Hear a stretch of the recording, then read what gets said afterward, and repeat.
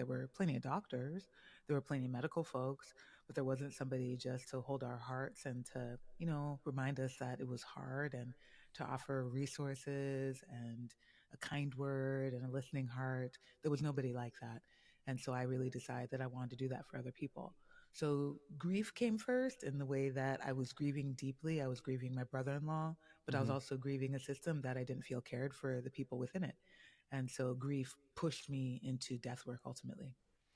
So the job that you described, or the role that you played, I should say, with your brother-in-law. I mean, you were the sister-in-law, Yeah. so you were family, sitting by his side as the doctors and everybody came in and through.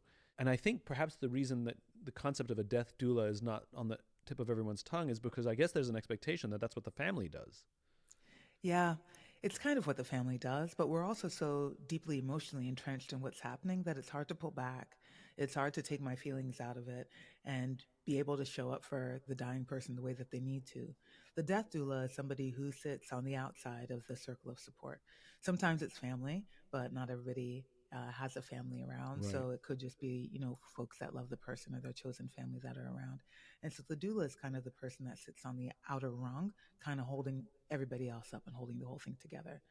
There's a number of things that death doulas do that family members I think don't know how to do or wouldn't even know where to begin. And that's where I found myself with Peter often, like, how do we do this thing? Is this the thing we should be considering? I wish that there was so much more we'd known at the time. His death would have looked a little different. For example, so what was missing when Peter died that you wished you knew or had been there?